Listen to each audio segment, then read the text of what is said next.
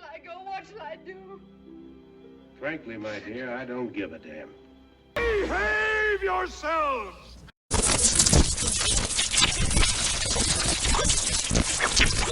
Hello YouTubers out there, this is Jerry Saravia at the Movies. So today we're talking about a documentary from 2017 called The Devil and Father Amorth. And this was a film directed by William Friedkin, so rest in peace William Friedkin. And I just happened to run into it. Apparently this actual priest had performed several exorcisms during his lifetime, and was the basis for the recent film The Pope's Exorcist, which starred Russell Crowe playing this priest. I haven't seen that film, but this one I was sort of curious about. I'd heard about it before, and then I sort of ran into it. And so here we are. So we're talking about this film. Now, what I will point out, and I'll try to make it brief, is that there is a personal connection that I have to this particular story of possession, alleged possession. And I'll explain that in a moment, and what it is that I took away from this documentary. Now, William Friedkin narrates the picture, and he's shown frequently in the film, filming his subjects and talking to them, experts in psychology and psychiatry, and of course a couple of priests. So, the film runs about an hour and 8 minutes long. And William Friedkin, of course, starts off by discussing The Exorcist, his film, of course, from 1973, which is celebrating its 50th anniversary right around Christmas of this year. And what a weird time to open a movie like The Exorcist 50 years ago, but that was the case. Anyway, he's in Georgetown. He's talking about The Exorcist steps, where they shot the film, the facade they built, and all that. For a while, it feels like it's a little mini documentary on the making of The Exorcist, to the point that they have the late William Peter Blatty, who wrote the novel of The Exorcist, as well as worked on the screenplay for the film, talking about the film itself, and also the source of inspiration for the novel, which was the 1949 case of an alleged exorcism of a young boy in Bethesda, Maryland. That subject is going to be a video we will focus on soon. It is a way of discussing myth versus legend, and I think it will be interesting to talk about. I don't know if they made a documentary about that kid. Of course, I think he made it to. I think he was about 80 years old when he passed away. He passed away, I think, about a year ago or so. So, but then eventually the film deals with Father Amorth, and allegedly, well, not allegedly, he has performed tens of thousands of exorcisms. The alleged part is whether or not, he actually exorcised demonic possession. Now, the interesting thing about the film, once it gets into the story of Father Amorth, it sort of shifts to seeing him perform an actual exorcism.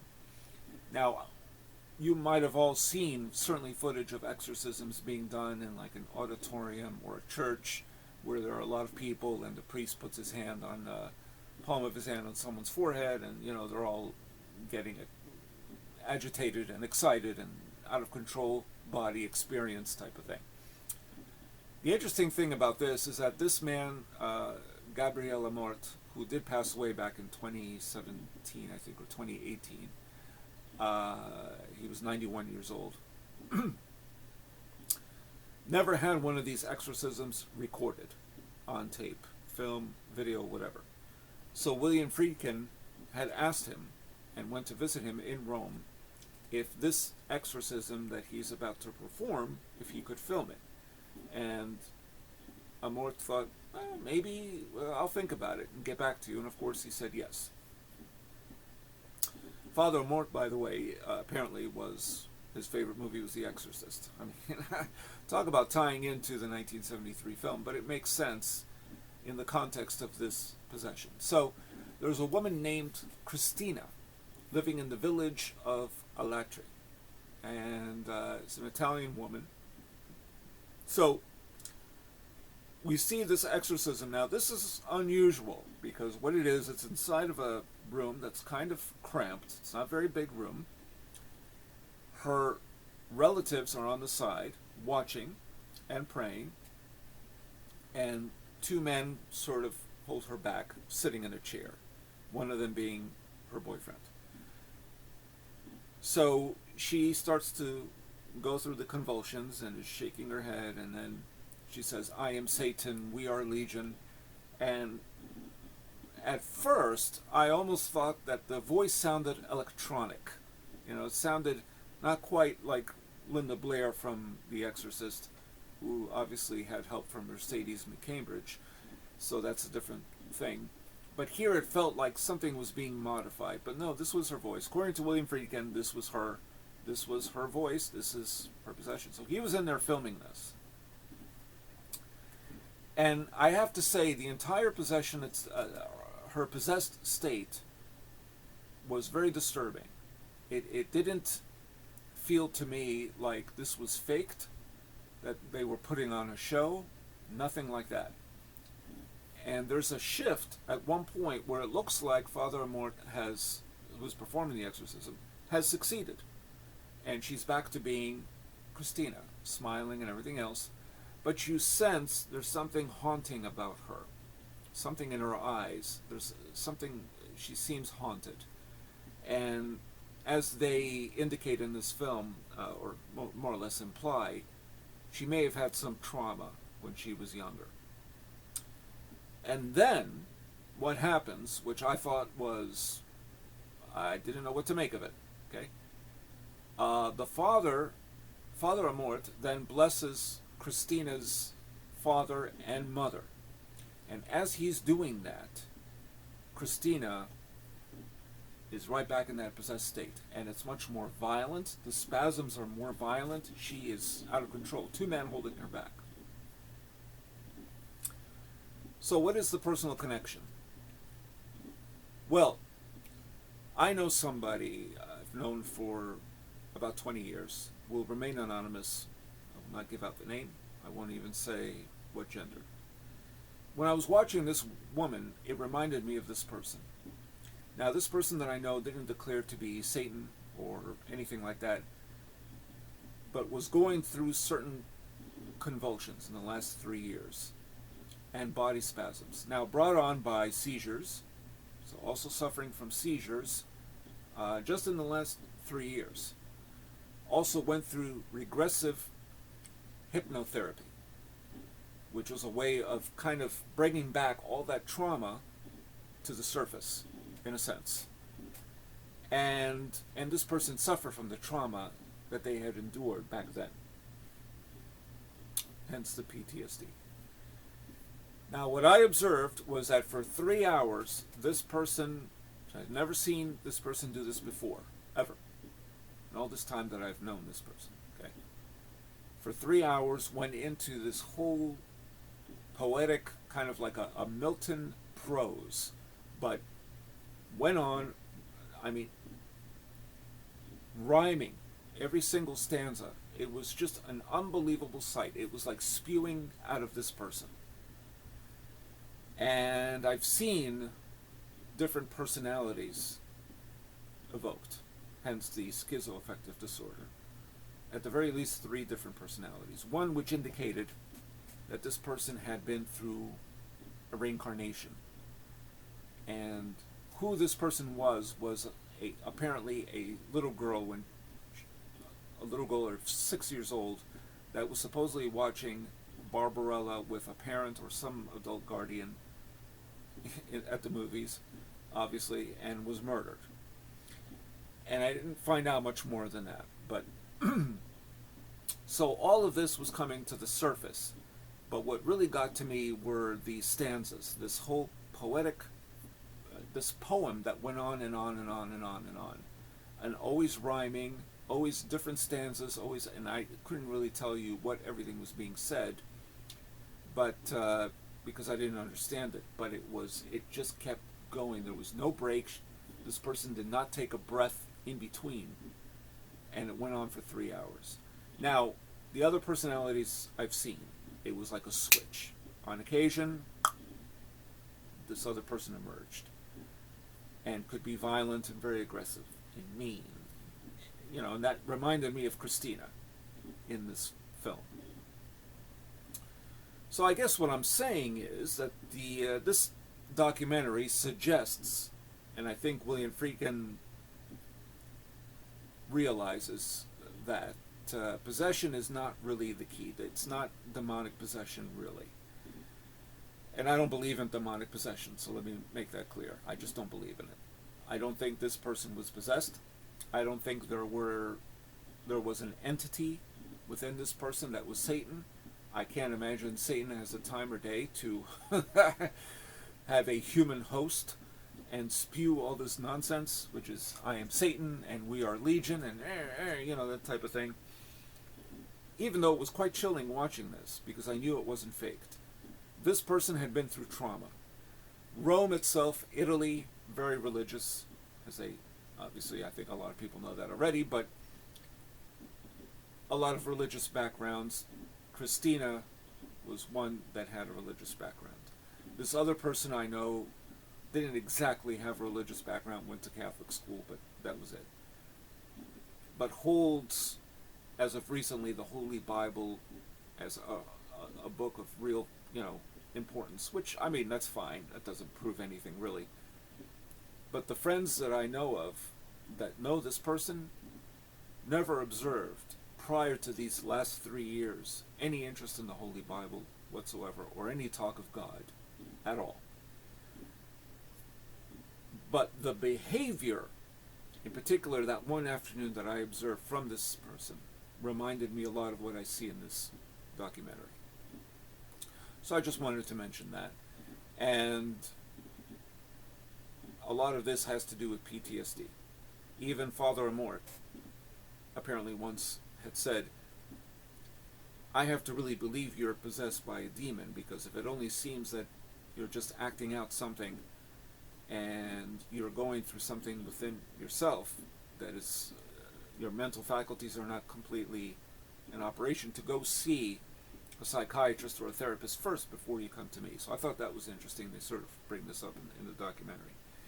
William Friedkin, I think he wants to believe in angels and demons. That's fine, and he says that at the end. He's still trying to he was trying to determine the truth of this. Was this an authentic, accurate case? And then he mentions that they were going to meet up with Christina again after this possession, because Christina had been through an exorcism for 9 different times by the same priest, and was starting to see other priests to exorcise this spirit. She called back, because they were supposed to meet her at a park near a cathedral, and she was acting very angry, very aggressive, and again I recognize those symptoms as well, particularly when it comes to schizophrenia. Anyhow, she was inside of a church, and he didn't want to go in there and film it, so they went in there, and she was lashing out and writhing on the floor like it was just quite chilling what he described. But I thought it interesting that he couldn't even film any of it. I thought, I don't know if I really truly believe this account, but it could be true. I don't know. I don't think William Friedkin is a bullshitter. Never got that impression, but for the purposes of this documentary, maybe he wanted to go there. Now, Father Amorth has said some things that I don't particularly agree with. Not in the documentary, I might add, but he was quoted as saying something I don't even understand. He said that yoga is satanic because it leads to the practice of Hinduism, and all Eastern religions are based on a false belief in reincarnation, which is interesting, and I bring that up because of the reincarnation thing. And practicing yoga is satanic, it leads to evil, just like reading Harry Potter. That doesn't lead to anything at all. I'm not an evil person, and I've certainly read about Eastern religions before, and I don't really believe in reincarnation necessarily, but that doesn't mean that any of it is satanic or evil. But that was just him. But the documentary reminded me of this other person. It just hit real close to home. And this other person doesn't suffer from demonic possession. Again, didn't quite exhibit what Christina was exhibiting in this film, and didn't say, I am Satan, we are Legion, and that sort of thing. But nonetheless, it was chilling to watch this particular demonically possessed Christina in this film. It was the most chilling thing in the entire film. The documentary is not bad. It's worth checking out. If you're a fan of The Exorcist, and you certainly like William Friedkin, and you want to see how he deals with recording and dealing with alleged actual possession, then check this out. It is definitely worth checking out. So that's all I got to say about that. But I found a personal connection in a way with this film that I thought was interesting. And I think that in some cases, somebody that is allegedly demonically possessed may have a lot more to do with trauma than anything else. And if you are brought up in a religious background, just like this woman Christina, they will tend to believe that it is actual possession, not that there's something wrong with the brain. The brain is a very complex organism. And judging by this person that I know very well, that's evidently true. Schizophrenia doesn't mean that you're being possessed by a demon or a devil or Satan. And the one thing they kind of left out, I thought, in reference to The Exorcist, is not mentioning Father Karras, because his character, played by Jason Miller, was a psychiatrist in the film. So you'd think they would bring that up, because he obviously is working with other priests and dealing with their problems and issues. But even he says in that film, you know, ever since we discovered about schizophrenia and all sorts of other issues, demonic possession is just not a thing. So even though, of course, the story is that Linda Blair's character, Reagan McNeil, is possessed. But this documentary is definitely worth checking out, I would say. It's not a great documentary, but it's good. You kind of wish it was longer and a little more insight into the psychiatric end, and not so, you know, there's a lot more with the religious, but I wish there was more with the psychiatric. On the whole, definitely worth checking out. So watch The Devil and Father Amorth. And that's all I got to say about that. I've gotten a whole bunch of subscribers in the last few days. I'm glad to see that. Thank you. Hey, please subscribe to my channel if you like what you hear. And hit that notification bell for any upcoming videos. So there will be some. I haven't been able to do as much as I want to in the last week or two, but more stuff is forthcoming. And I think probably tomorrow I'll do a video with updates about what you can expect coming up from me within the next year. Special projects that I have in mind. So that's all I got to say about that. Rest in peace, William Friedkin. And that's it. So this is Jerry Saravia at the Movies, signing off.